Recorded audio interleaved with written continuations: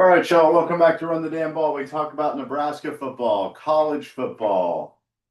I throw in some other things sometimes. We just have fun talking about the best sport in America, which is college football, to be specific.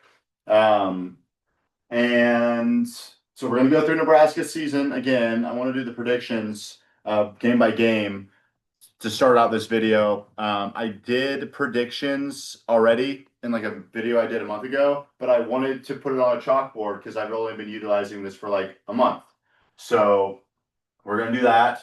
The SEC has announced that they're going to 9 conference games starting in 2026.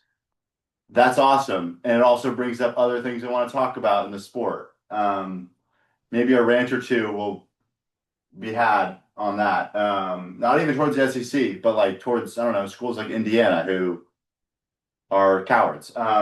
So talk about that. Nebraska's depth chart got released as well, so we could probably throw that in there somewhere, talk about some of that stuff. I'm just excited that we're here. I mean, tomorrow we have college football. It's back. Kansas State, Iowa State, and Ireland, Dublin, Ireland, tomorrow at 11 a.m. Looking forward to it. I'm going to be watching, and we're back. So, wow, that's awesome. We'll go ahead and do Nebraska's win-loss predictions first. I have a slight change, and I'll get into why when I get to that game that I have changed my mind on. So we'll just run it through right now. We are 6 days away from the game in Kansas City between Nebraska and Cincinnati. It's the only Power Four matchup on Thursday night. Cincinnati, I think if you're a Nebraska fan, even following like what everyone's been talking about with this team and with the opponent Cincinnati, there's really not much I'm going to say that it's going to be of pristine value. It's just not. Okay. No, I think Nebraska beats Cincinnati by 10 points. I think it's going to be a scrappy game for the first like 2.5, maybe 3 quarters. But Nebraska's depth and size is going to pull away. They're going to win by 10 or so. Is how I see 34-24 Nebraska is what I see. So we'll go ahead and put a win. Also, I always have trouble spelling Cincinnati because I always want to put 2 T's instead of 2 N's. And so that's kind of problematic. Yeah, that bothers me about them. So we'll go ahead and say that's a 1-0 start for Nebraska after their first game coming up soon. Then they go versus Akron. It's a bottom of the barrel MAC team. I mean, let's not waste our time. Win. Okay.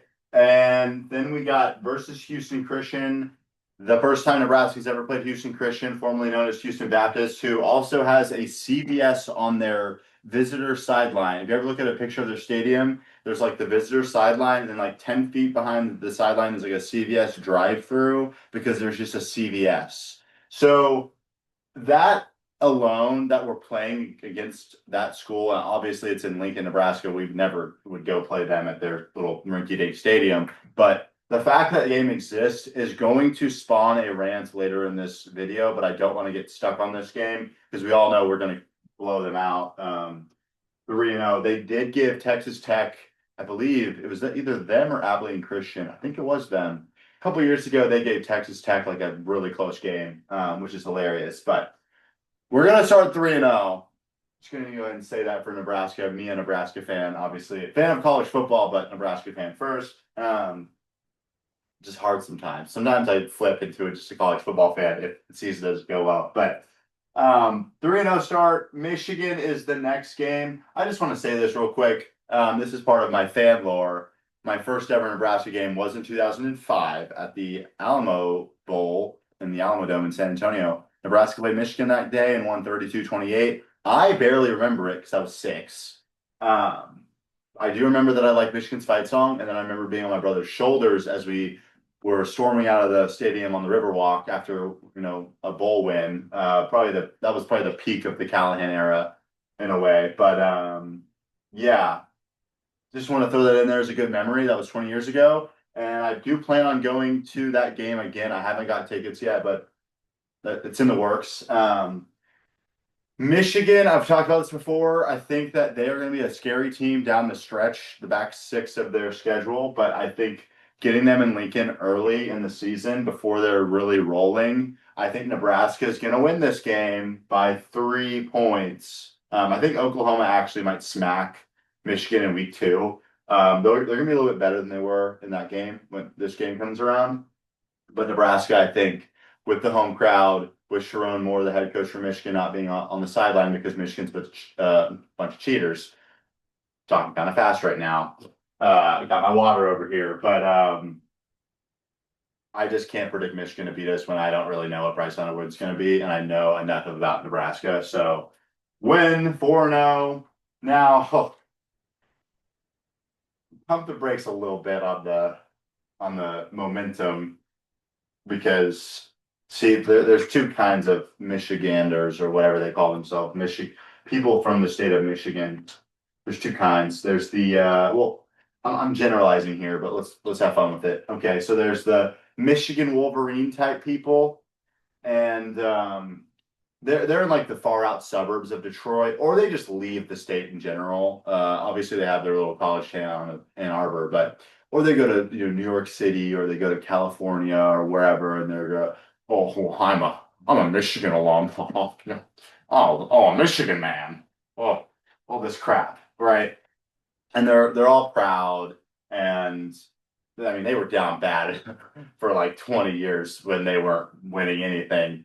When I was younger, which is actually kind of funny looking back. But they finally got their swag back with Harbaugh, and then they were cheating. But anyway, Michigan is totally different than the Michigan State people. They're totally different. The Michigan State team, let's talk about the Michigan State football team first. Michigan State football team, there's two kinds of guys that are prevalent on that team. There's the guys from Detroit, or I'm stereotyping their Michigan in-state players, but there's the guys from Detroit who will not hesitate to fight back, and they're scrappy.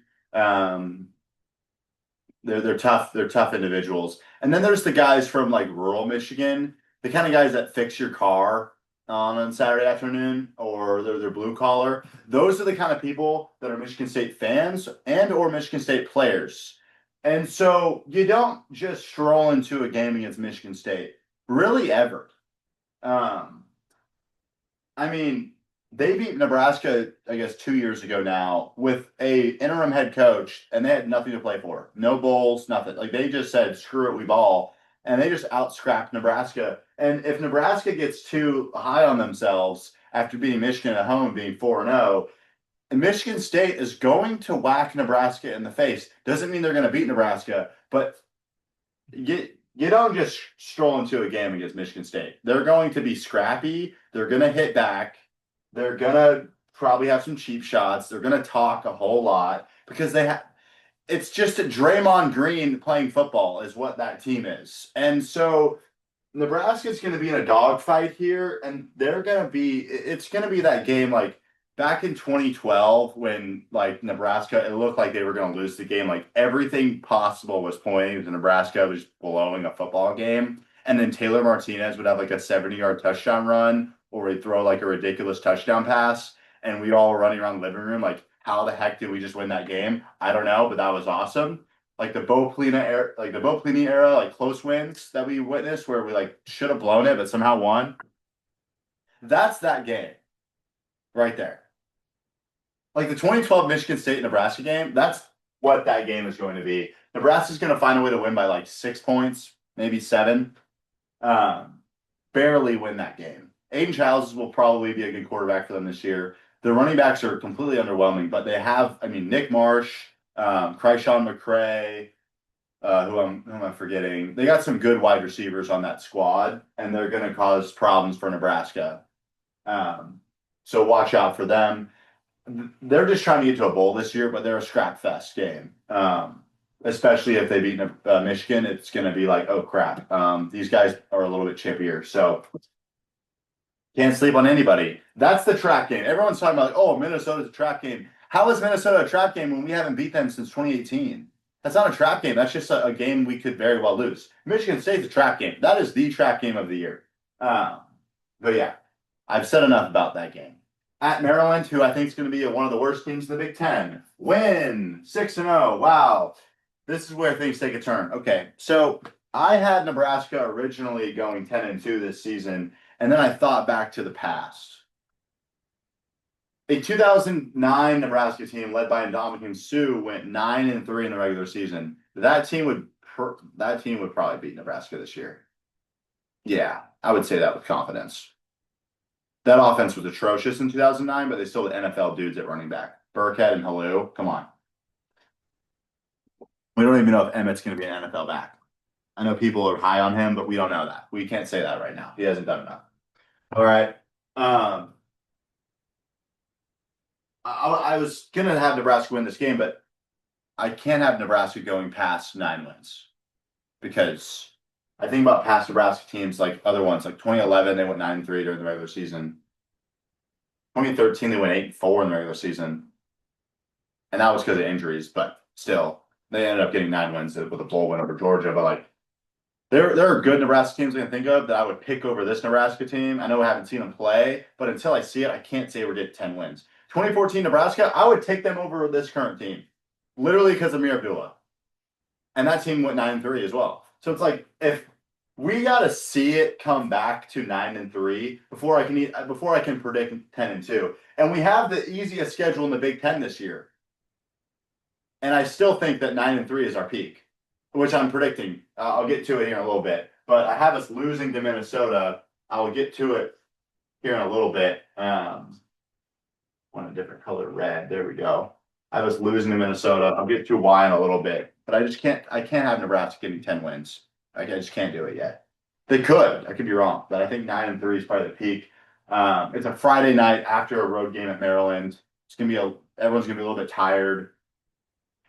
Minnesota, it's a night game in Minnesota in October. It's going to be cold. Minnesota runs the damn ball. So passing isn't a huge factor. If this game was in September, I picked Nebraska. But Drake Lindsey, inexperienced QB from Minnesota, it's not going to matter a ton because they already have good wide receivers. And Darius Taylor's a better running back than anything we have. And Koi Parich, or however you say his last name, is going to be like a two-way guy for them. I think he might pop off. I think we lose to Minnesota in a close game again on the road. I don't know what it is. I just think we are going to find a way to lose. If there's a game where I see Nebraska potentially playing bad, besides Michigan State, which could be, who knows what's going to happen. That's where I think a trap game occurs, but we, win. I think that could be a game where Nebraska just does not play well and loses to Minnesota. And it is what it is. You got it. There's levels to this. I just don't see us having quite that Indiana type season, but we do dodge Indiana this year. We dodge Illinois. We dodge Ohio State. We dodge Oregon. And we dodge Washington. Those are all good teams. I think this year those are good teams. Washington's kind of debatable, but still. We're 6-1 though. Nebraska is 6-1 going Northwestern, who I also think is one of the worst teams in the Big Ten. They're probably just trying to get 5 or 6 wins, but I don't think we're losing to them at home. I mean, no, but we're going to beat them. They don't have enough. They don't have the athletes to win a whole lot in the current Big Ten. They just don't. They could go 7-5 some years, but in this current Big Ten we have now, where it's a super conference, their days of getting in the Big Ten title are over. Versus USC, I'm going to stand my ground on this one. I picked USC the first time I did this video, and I'm going to stand by that because I think USC's offense is going to be really good this year.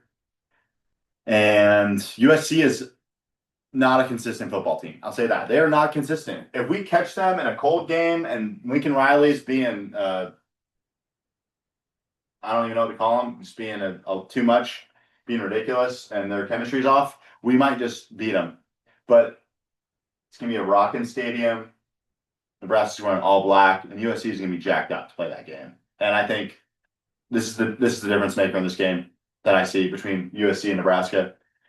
USC's quarterback runs.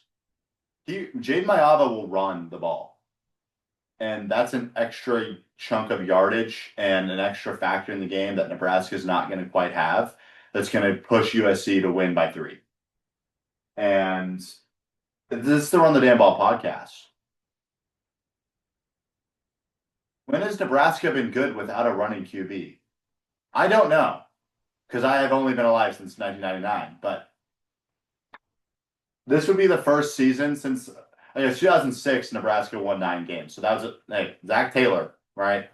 But besides that year, I mean, they need a running QB on this team to do anything. That's just Nebraska history.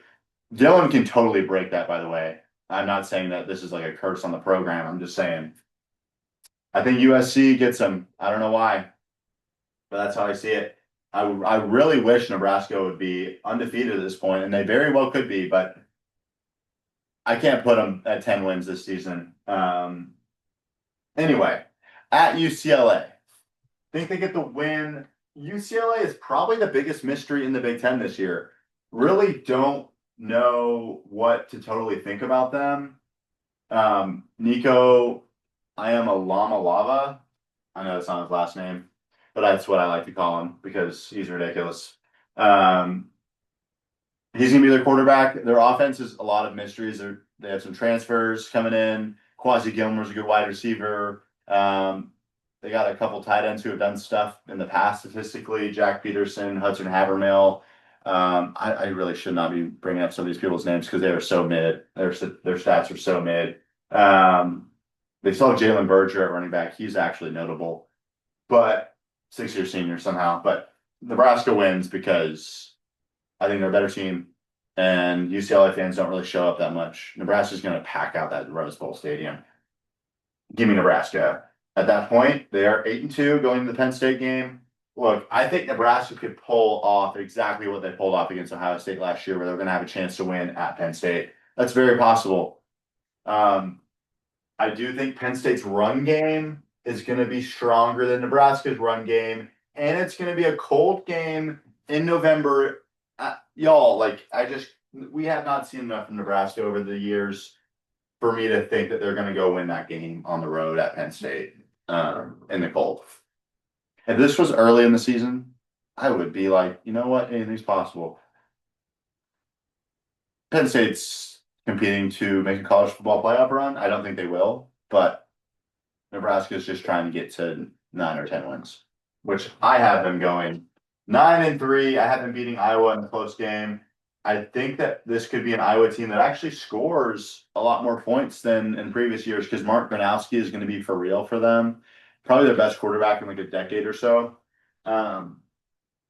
He's a good player out of South Dakota State, but I still think Nebraska does find a way to get a close win there.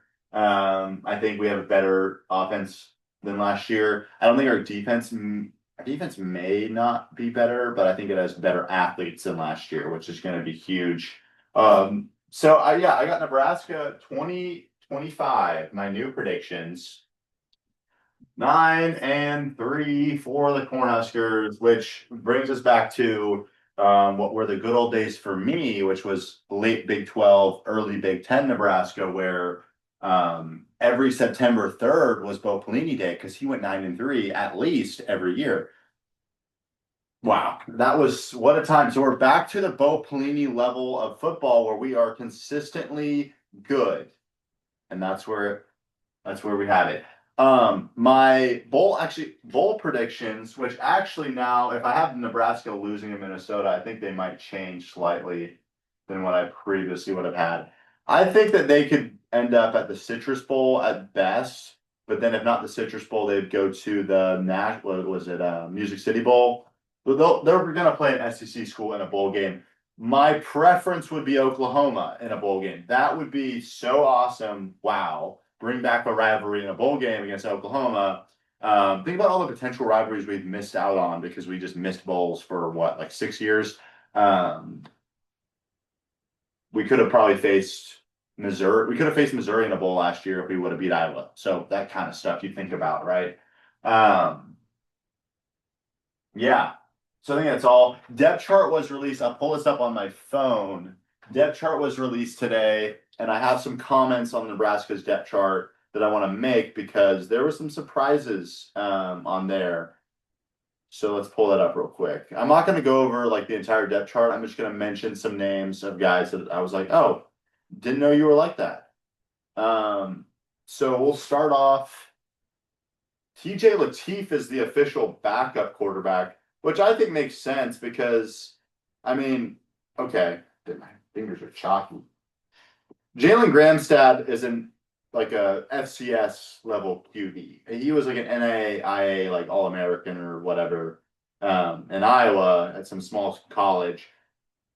But he's like an FCS, like that's his peak as an athlete. TJ Lateef was a 4-star QB out of Southern California. I mean, you want the best athletes on the field, even at QB. Like TJ Lateef's gonna be better than Jalen. Now Jalen's good as a backup, but yeah. Anyway, makes sense. Running back, no surprises. Emmett Johnson 1, Mekhi Nelson 2. We've been hearing this. Isaiah Mosey 3, Quentin Ives 4. Guess Jamarion Parker hasn't really like made a splash yet, but he could later on in his career if he stays. We can see. Tight end, Luke Lindemeyer is the starter. Heinrich and Carter are both tied for second string tight end. That's going to depend on package. I mean, they're going to have 2 tight end sets, and depending on what they want to do, they're going to put different guys in the game. But that makes sense. What else was a surprise? Wide receivers was no surprise. If you listen to Nebraska's media, it's all the same names we've been seeing. Left tackle, it's going to either be Catula or Corcoran at tackle. Pritchett, for whatever reason, just isn't quite where they want him to be. Now that could change later, but I would much rather have Catula than Corcoran. I'll just say that right now. Better be Catula. Oh my gosh. Okay, sorry. I don't want to. I'm not trying to come after people, but like, please be Catula. What else? What else? Okay, so there's some surprises on defense. I will say that. Williams Nowerney is your starting D end. Now we also have Cameron Lenhart as an or, so it's gonna be either of those guys, right?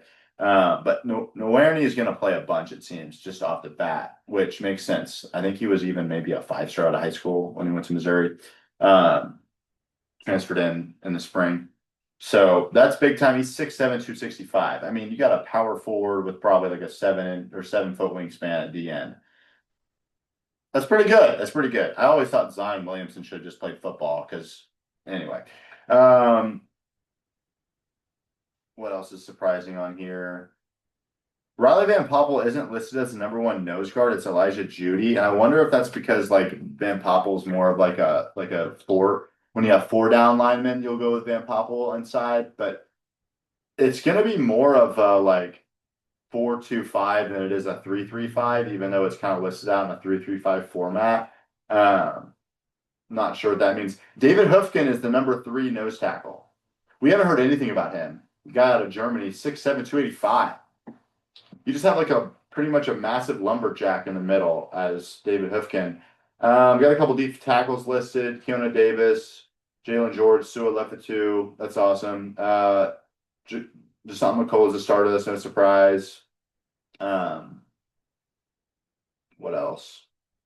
Rex Guthrie is listed as the #2 rover, redshirt freshman out of Colorado.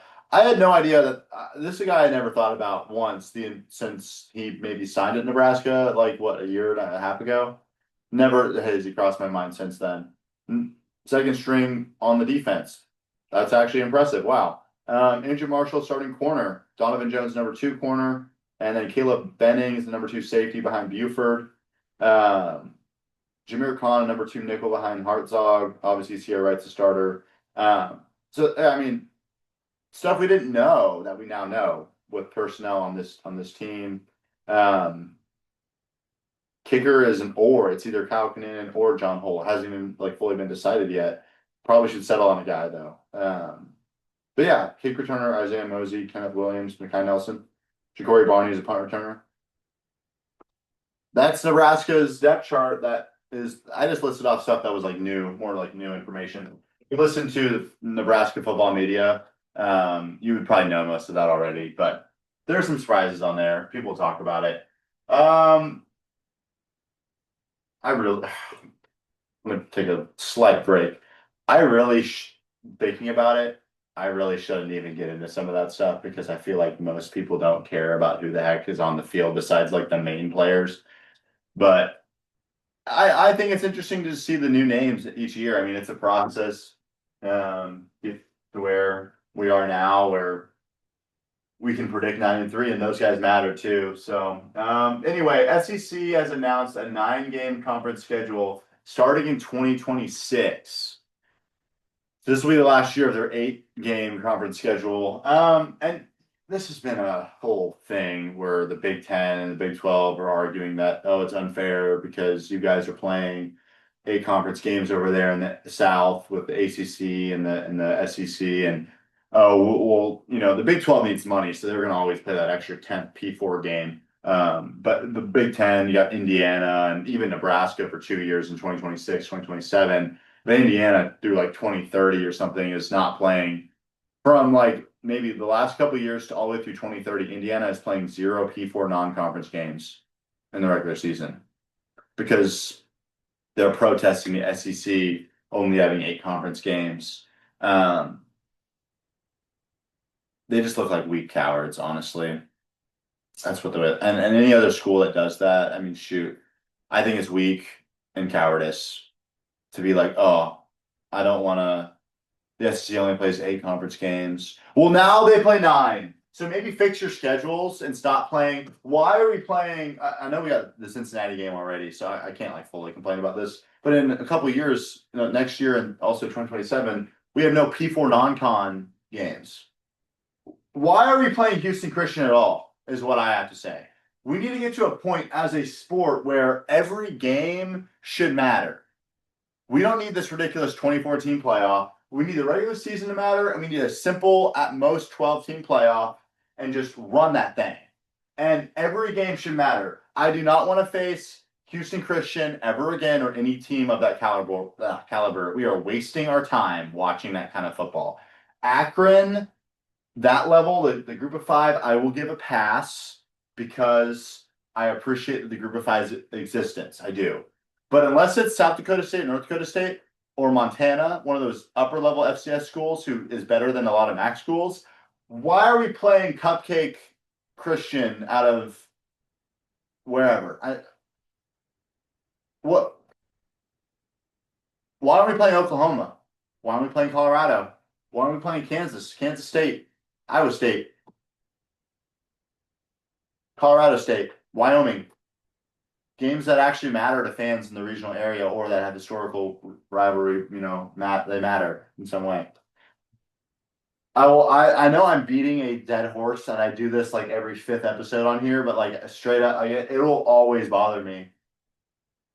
Waste of our time playing Houston Christian. Yeah, it's awesome to get all the backups in for like 3 quarters. Okay. Yeah, and I understand like Michigan and Ohio State have won back-to-back natties playing 0 P4 non-con games. That's disgusting, by the way. And they did it, and it's still gross, So the SEC now, that brings me to the next point. That rant I've already had multiple times is over. Now I have another one. I have a new rant. SEC goes 9 conference games, starting 26 and onward. Alabama has on their schedule right now, I looked, Alabama has 2 P4 non-cons this year, all the way through 2031. They will be playing 11 P4 games, Alabama will, for the foreseeable future. 11. That's ideal. There should be, that brings up I think a rule needs to be put in place. SEC put it in a rule as well. SEC said that you have to play 1 P4 non-con every year in their conference. So every team in the SEC going forward is going to be playing 10 P4 non-con games, 10 Power 4 games every single year. That's perfect. That's what we need. Have 2 cupcakes or 1 if you're Alabama and you have balls. And make sure your inventory of games matter for the fans because we are the ones keeping the sport afloat. We are the ones that have stuck with it through all the chaos. There should be a rule, not only in the SEC, but also through all the Power 4 conferences to play 10 P4 games a year. Shoot, Nebraska needs to set up a series with Colorado or Oklahoma, one of the 2, or both, where we play them all the time. Because Nebraska would actually care. When we played, I don't even care. I'm just ranting. I'm popping off. This is run the damn ball. When we played Colorado last year, I cared more about that game than I have cared about a game for Nebraska in probably, oh my gosh, how many years?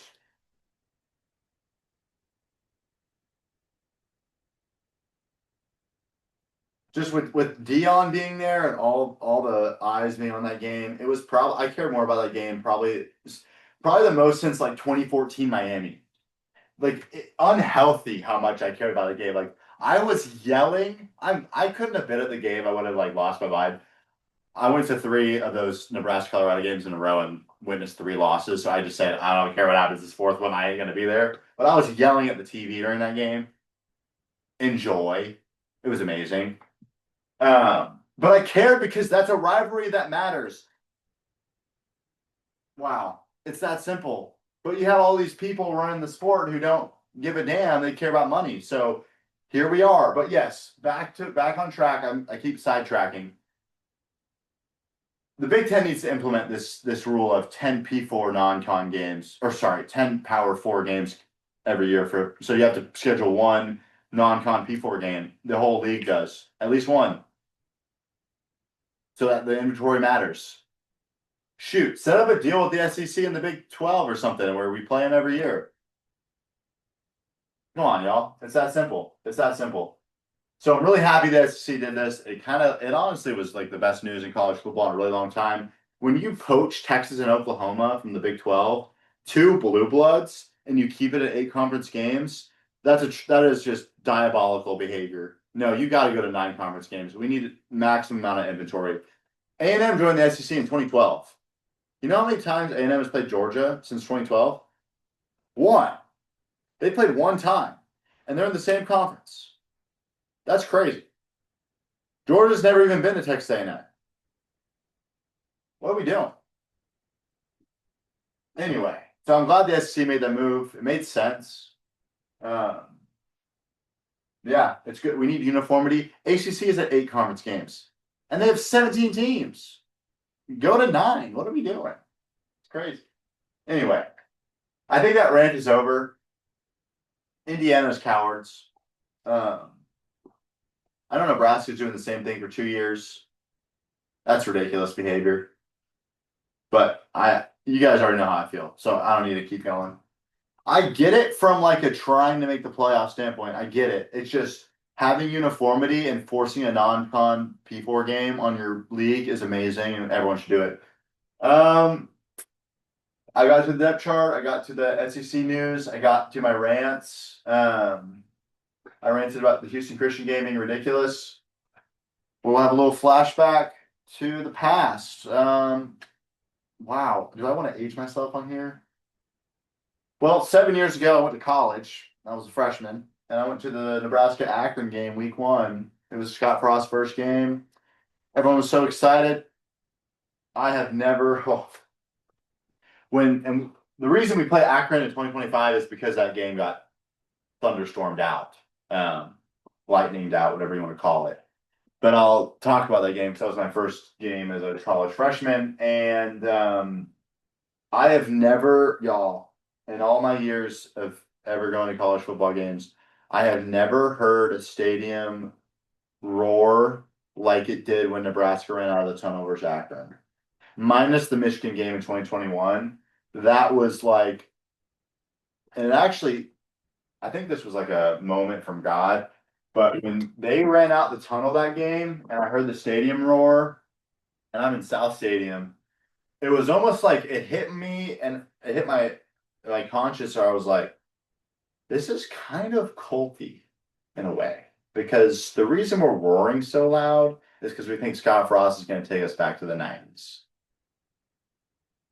And God was right behind, God had some movements going on right behind the stadium.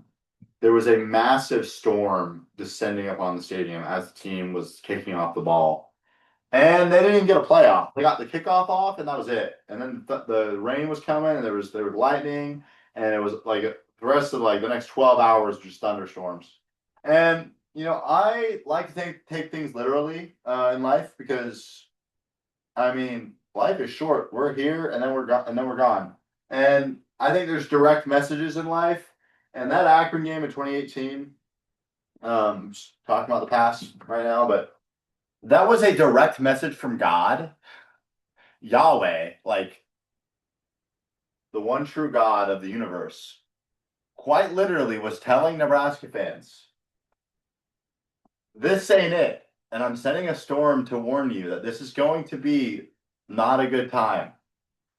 Not just having your first game canceled, but the next 5 football seasons were not a good time. Straight up, there's 6 football seasons. I mean, we're still trying to recover. We went 7-6 last year, so I guess the curse is maybe lifted, but straight up, not a good time. And that, I mean, I'm not gonna try to I'm not bringing up the past of what the that too much, but that era and that coaching staff and the whole operation was cursed. Um, Now, I don't want to say it was directly cursed from an outside thing, but it was not a winning football staff, and Nebraska had a rough couple of years, and so I took it as a direct message of yeah, this is not what you think it's going to be. We thought it was going to be the glory days returning. It was the opposite. So I bring that up because it is the second game on the schedule, and it was a memory I had. The only reason we're playing them is because God sent thunderstorms that evening. Otherwise, I don't know, we'd be playing somebody else week 2. So thought it was fun to mention that. Maybe I'm just going in too deep with certain things, but I just think it's fun to talk about. But yeah, I love college football. Glad I got to talk about all this. I think I hit on everything I want to talk about. I ran across some Bible verses that I like today, listening to a podcast. I'm going to share them before we're done because I think they're relevant to the age we're currently living in, and this ridiculous modern world that we live in is crazy. Something I was thinking about today, our life, if you think about it in a grand scheme of things, our lives are actually elongated compared to our ancestors. Think about our ancestors who lived in the 1700s, 1800s. How long they lived? They lived 60 years, maybe 70 years. 70 was good. Some people now are living to 85 or longer. I mean, shoot, some people back in the day only lived 40 years, 50 years, and they were old and they died, they got sick or whatever. But we are so blessed, and it's not everyone. Some people die young. I know that happens, but in general, our current form of humanity, we're actually blessed with really long lives, and we actually have more time on Earth than on average than humans before us. And that's a blessing. And I think we should be thankful and try to make the most of our time that we have on Earth. And during my time, yes, I just spent some time talking about Nebraska football and college football for quite some time. And I was ranting about just all this stuff. This is more important. The Word of God, the Bible, is more important than this. So I'm going to share some verses that talk about. I think it's prophecy, talking about some. It's potentially talking about kind of end time stuff out of the book of Daniel, which is Old Testament. Really interesting. But I'm going to read a couple verses here. Will I dive into the verses? I don't know. I think it's just up for the people to listen to and decide what they think. But this is Daniel 2 verses. I'm going to do 43 and 44. And I'll probably get into it a little bit, what I really think about what it's saying. But anyway, here we go. So verse 43. As you saw the iron mix with soft clay, so they will mix with one another in marriage, but they will not hold together, just as iron does not mix with clay. Verse 44. And in the days of those kings, the God of heaven will set up a kingdom that shall never be destroyed, nor shall the kingdom be left to another people. It shall break in pieces all these kingdoms and bring them to an end, and it shall stand forever. So there's a lot of ways you can look at that. Actually, I don't even think that's true. A lot of ways. I think there's a couple ways you can look at that. But actually, I'll keep holding on to this. Yeah, I think about you think about the different kingdoms on Earth, and obviously there's not kings anymore. But really, what I see is we're living in God's. We're living in a time where I'm a Christian, so I believe I'm a part of the priesthood of believers, which is all the Christians on earth. We're scattered around the earth, right? But we are currently living in God's kingdom, which is within earth right now. And there's going to be other kingdoms that are going to be opposing us. as Christians. And we need to be ready for that. We need to be praying. We need to be reading our Bible. We need to be engaging with community. We need to be off our phones. We need to get away from our phones as much as we can. I understand we got to text and call and business and all this other stuff on our phones sometimes, but like for real, we need to be in the Word. We need to be praying. We need to be going to church. We need to be sharing God's. This is the good news. I mean, we're living in God's kingdom. Now, we're still waiting for Jesus to return, which is going to happen, but that'll be fulfilled at a later time. But I mean, the thing is, we are the light. We are the light of the world through Jesus, through the Word of God, and through following Jesus Christ. And what a blessing! Wow. And we're going to see this unfold. The thing is, the reason I brought these two verses up, like we're going to see this unfold. Maybe not in our lifetime, but this will unfold in history, I believe. I mean, shoot. And in the day, I'm going to read 44 again.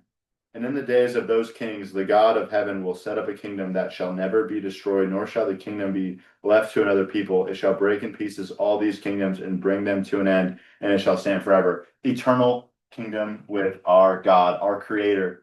Wow. That's so cool.